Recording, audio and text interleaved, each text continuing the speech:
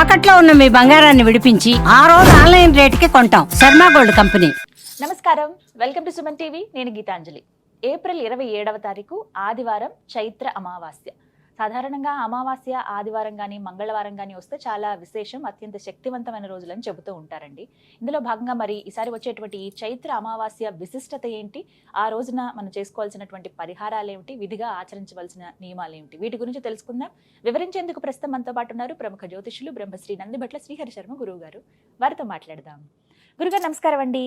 వాగర్థావివ సంపృక్తౌ వాగర్థ ప్రతిపత్తయే జగతః పితరౌ వందే పార్వతీ పరమేశ్వరౌ.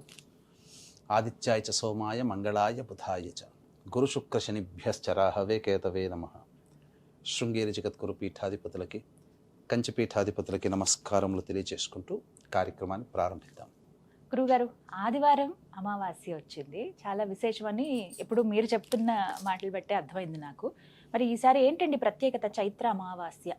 ముఖ్యంగా మనకు అమావాస్యలు ప్రతి నెల వస్తుంటాయి సాధారణ. అయితే ఈ అమావాస్యలో సోమవారము అమావాస్య కలిసి వస్తే సోమవతి అమావాస్య. ముఖ్యంగా ఆ రోజున ఈశ్వర ఆరాధన చాలా ప్రాశస్తం. సోమవారం వచ్చినప్పుడు భౌమ అమావాస్య, మంగళవారము అమావాస్య కలిసి వస్తే భౌమ అమావాస్య అని అంటారు. ఆ రోజున శక్తి ఆరాధన చేస్తే చాలా విశేషం, అమ్మవారికి చాలా బలం ఉంటుంది ఆ పూజ చేసినందువల్ల. ఈ ఆదివారము అమావాస్య చాలా గొప్పదమ్మా. ఇది చాలా అరుదుగా వస్తూ ఉంటుంటాయి సంవత్సరంలో. ఇట్లాంటి చెప్పినటువంటి 3 అమావాస్యలు చాలా అరుదుగా వస్తుంటాయి. అందున మనకు బాగా అందరికీ నోట నానినటువంటిది ఆదివారం అమావాస్య అని. అంటే ఎందుకన్నారనంటే, ముఖ్యంగా ఈ ఆదివారము జగత్తుకంతటికి వెలుగునిచ్చేవాడు సూర్యుడు. ఆదివారం ఆయనకు రోజు, చంద్రుడు ఆ రోజు కనబడాడు, ప్రత్యేకించి సూర్యునికి సంబంధించినటువంటి రోజు. అందున అమావాస్య రోజున కూడా చంద్రుడు కనబడాడు. ఆదివారం రవికి, అమావాస్య కూడా రవిదే. అసలు చంద్రుని స్పర్శ అంటూ లేనటువంటిది. పైగా నక్షత్రాలలో క్షిప్ర నక్షత్రములు ఉంటాయి. అశ్విని, పుష్యమి, హస్త. ఈ 3 నక్షత్రాల్లో ఏ పని మొదలు పెట్టినా చాలా వేగంగా అవుతాయి. క్షిప్రం అని అంటారు. గణపతుల్లో కూడా క్షిప్ర గణపతి ఆరాధన చాలా తొందరగా ఫలితాలను ఇస్తాడు. మనకు ఈ సామవేదం షణ్ముఖ శర్మ గారి ఇంటికి దగ్గరలో వారి ఆధ్వర్యంలో నిర్మించినటువంటిది క్షిప్ర గణపతి ఒకటి ఉంది మనకు హైదరాబాద్లో. చాలా తక్కువ గణపతులు ఉంటాయి అవి. సో ఈ యొక్క క్షిప్ర నక్షత్రంలో ఒకటైనటువంటి అశ్విని నక్షత్రం కాబట్టి ఆ రోజున అమావాస్య రోజున పనులు మొదలు పెట్టాలని కాదు. ఏంటనంటే ఆ రోజున విశేషంగా కొన్ని దేవతా ఆరాధనలు చేసుకుంటే చాలా ప్రత్యేకత. ఇప్పుడు ఆదివారం రోజు పూర్తిగా ఉందండి అమావాస్య? పూర్తిగా ఉన్నట్టు లెక్కమ్మ. మొత్తం మనకి రాత్రి ఉండడం, మధ్యాహ్నం పూట ఉండాలండి అమావాస్య మధ్యాహ్నం పూట. ఎందుకంటే అమావాస్య పితృదేవతలకి సంబంధించినటువంటి కాలంగా తిథిగా చెప్పబడి ఉంది కాబట్టి మధ్యాహ్నం వరకు ఉంటే చాలా విశేషం అది. ఇప్పుడు మనకి ఏ సమయం నుంచి ఉందండి? మధ్యాహ్నం నుంచి మధ్యాహ్నం 1 గంట వరకు కూడా ఉన్నట్టేనమ్మా. పైగా అశ్విని నక్షత్రం కూడా ఉన్నది కాబట్టి ముఖ్యంగా ప్రయోగ బాధల్లో బాధపడుతున్నటువంటి వాళ్ళు, మానసికమైనటువంటి సమస్యలతో బాధపడుతున్నటువంటి వాళ్ళు, ముఖ్యంగా వ్యాపారాభివృద్ధి, కొంతమందిని చూసి నరుని దృష్టి సోకితే నల్లరాయి సోకుతుంది అనేటువంటి ఉంటుంది కదా, నల్లరాయి పగులుతుందని. అటువంటి వాళ్ళు, వ్యాపారాభివృద్ధిని కోరుకునే వాళ్ళు ముఖ్యంగా ఈ ఆదివారం అమావాస్య కొన్ని చిన్న చిన్న తంత్రములు చేస్తే చాలమ్మా. ఏమిటి గురుగారు అవి? అన్నిటికంటే ముఖ్యంగా ఆదివారము అమావాస్య కలిసి వచ్చింది కాబట్టి పితృకారకుడు రవి కాబట్టి ఈ పితృకారకుడు అయినటువంటి రవి సంబంధించినటువంటి రోజున అమావాస్య కూడా పితృతిథే కాబట్టి ఆ రోజున ముఖ్యంగా పొద్దున్నే లేవగానే కాలకృత్యాదులన్నీ తీర్చుకొని ఆ రోజున చేయాల్సినటువంటిది ఏంటంటే మాంసాహారము భోజనం చేయకూడదు, మద్యపానము ధూమపానము పనికిరాదు, దాంపత్యము అస్సలు పనికిరాదు, బ్రహ్మచర్య వ్రతాన్ని ఆచరించాలి. ఇక చాలా మంది తెలియక ఏంటంటే, అంటే ఇప్పుడు మనం ఏం చేయలేం, ఆదివారమే హాలిడే వచ్చింది కాబట్టి అందరూ కూడా కటింగ్ షాప్ లో వెళ్తారు, గడ్డం తీసుకుంటారు. కానీ అసలు అమావాస్య రోజు చేయకూడదు, అసలు ఆదివారం నాడు అస్సలు చేయకూడదు. పైగా అమావాస్య కూడా వచ్చింది కాబట్టి చాలా మంది తెలియక అసలు భోజనం జరిగిన తర్వాత నేను పోతుంటుంటే రాత్రిపూట కూడా కటింగ్లు షేవింగ్లు చేసుకుంటుంటున్నారమ్మా. చేయకూడదమ్మా, శాస్త్ర ప్రకారము చేయకూడదు. అందుకనే ఒకప్పుడు నా చిన్నతనంలో నేను చూసింది ఏంటంటే 1 గంట దాటితే ఆ సెలూన్ షాప్లో మూసేసేవాళ్ళు. క్లోజ్ చేసేవాళ్ళు. ఇప్పుడు కస్టమర్ల యొక్క అభిప్రాయం ప్రకారమే రాత్రిపూట తెరుస్తున్నారు. వాళ్ళకేమి సాయంకాలం పూట చెయ్యాలి, వ్యాపారం సంపాదించుకోవాలని లేదు, కస్టమర్స్ కోరిక మీదకే వాళ్ళు చేస్తున్నారు అంతే. ఇక్కడ మనము జ్ఞానంతో అమావాస్య ఆదివారం వచ్చిన రోజున కటింగ్, షేవింగ్ అటువంటి చేయకుండా ఉండడమే మేలు. ఆ రోజున పితృదేవత ఆరాధన చెయ్యాలి. కాబట్టి సకల దేవతలు కూడా గోస్వరూపము కాబట్టి గోశాలకు వెళ్ళి ఆకుకూరలు, తోటకూర, పాలకూర, లేదా అంతకుముందు ఉన్న బెల్లం నీటిలో నానబెట్టినటువంటి ధాన్యాలు ఏవైనా బొబ్బర్లు కానీ, గోధుమలు కానీ, శనగలు కానీ, ఇలాంటివి ఇవి ఏవైనా కానీ నానబెట్టినటువంటి ఆవుకు తినిపించడం, క్యారెట్లు, అరటిపండ్లు, గోశాలకు వెళ్ళండి.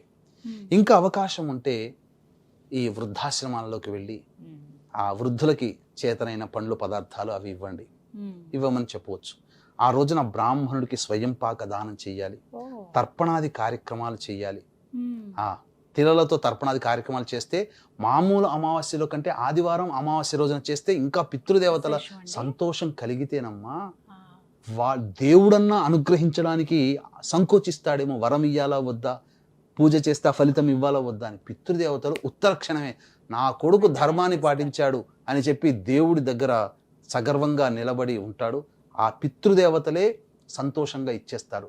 ఇంకొకటి గుర్తుపెట్టుకోవాల్సింది ఏంటంటే, మనం అనుకుంటాం పూజ చేస్తే ఆ దేవుడు ఇచ్చాడని. దేవుడు కాదమ్మా. మనం ఏ పూజ చేసినా ఆ పూజా ఫలితం దేవలోకానికి వెళుతుంది. ఆ దేవలోకంలో ఉన్నటువంటి దైవము ఏదైతే ఉంటుందో పితృలోకానికి పంపిస్తుంది. మీ కుటుంబంలో వాళ్ళు ఇలాంటి పూజ చేసుకుంటున్నారయ్యా ఫలితాన్ని కోరి, మరి ధర్మబద్ధంగా అక్కడ ఏంటంటే ఫలితం ఇవ్వమని చెప్పి పితృలోకానికి పంపిస్తుంది. మన పితృదేవతల ద్వారా ఆ ఫలితాన్ని మనం పొందుతున్నాం. అందుకే దేవుని పూజ చేయకపోయినా పర్వాలేదు, కానీ పితృదేవత ఆరాధన ఖచ్చితంగా కొడుకుగా పుట్టిన వ్యక్తి చేయాల్సిందే, అది ధర్మము అని 4 వేదాలు చెప్పబడ్డాయి. కాబట్టి ఆ విధంగా ఆరాధన చేయాలి. తిలల తర్పణం అవన్నీ చేస్తే పితృదేవతలు అనుగ్రహిస్తారు.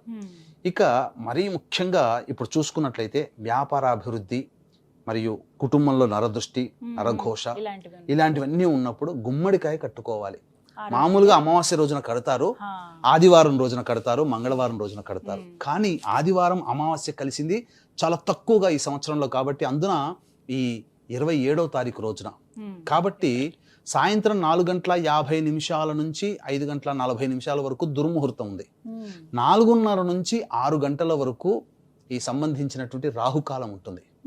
కాబట్టి 4:30 నుంచి 4:50 మధ్య కాలంలో బూడిద గుమ్మడికాయని ఎర్రటి గుడ్డలో కానీ నీలి వస్త్రంలో కానీ చుట్టి, ఆ సమయంలో 4:30 నుంచి 4:50 మధ్య కాలంలో కనుక ఇంటి గుమ్మానికి కానీ వ్యాపార స్థలంలో కానీ గుమ్మడికాయ కడితే, బూడిద గుమ్మడికాయ కట్టినటువంటి వ్యక్తికి అసలు నరదృష్టి అనేది చాలా పోతుంది. కాబట్టి అద్భుతంగా వ్యాపారం జరుగుతుంది. ఇంట్లో ఉన్నటువంటి వాళ్ళకు కూడా, గృహానికి కూడా నరదృష్టి, ఇంట్లో ఉన్నటువంటి వాళ్ళకు కూడా ఆ పాజిటివ్ వైబ్రేషన్ ఉంటుంది. అందుకనే వడియాలు తింటుంటారు. బూడిద గుమ్మడికాయ వడియాలు తింటుంటే ఒంట్లో ఉన్నటువంటి నకారాత్మక శక్తి పోతుంది. బూడిద గుమ్మడికాయ జ్యూస్ తాగుతుంటుంటారు. మనల్ని పట్టుకొని పీడించేటువంటి దోషం ఉంటుందమ్మా. ఎందుకంటే ఎక్కడెక్కడికో పోయి తిరిగి వస్తుంటాం, ఏవేవో తొక్కొస్తుంటాం.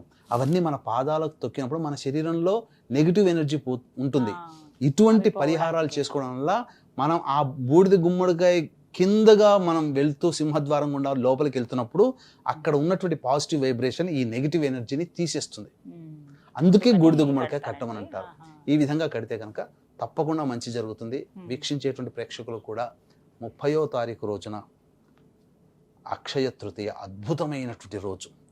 ఈ రోజున దేవతానుగ్రహం అందరికీ ఉండాలి. మీరు చేసినటువంటి ఏ కార్యక్రమైనా అక్షయమైనటువంటి ఫలితాన్ని ఇవ్వాలని సదుద్దేశంతో చక్కగా లక్ష్మీ మూలమంత్ర సంపుటిత లక్ష్మీ సూక్త హోమము, అలాగే రుద్రహోమము, మన్యు సూక్త హోమము, మరియు మీన, మేష, మిథున, కర్కాటక, సింహ, కన్య, వృశ్చిక, ధనుస్సు, కుంభరాశిలో జన్మించినటువంటి వారికి శనిదోష పరిహారార్థమై శనీశ్వర హోమాలు, విద్య, వివాహ, ఉద్యోగ, దాంపత్య, అనారోగ్య సమస్యల నివారణకి హోమాది కార్యక్రమాలు చేయించి శంకరుంగలీమాల శక్తిపాతము చేసి మీకు ఇవ్వడం జరుగుతుంది. అవకాశం ఉన్న వాళ్ళు ఇట్టి కార్యక్రమంలో మీ గోతనామాదులు 29వ తారీఖు రాత్రి 9 గంటల లోపల మీరు నమోదు చేసుకోవచ్చు. ధన్యవాదాలు గురుగారు. సర్వం శ్రీ ఉమామహేశ్వర పరబ్రహ్మార్పణమస్తు.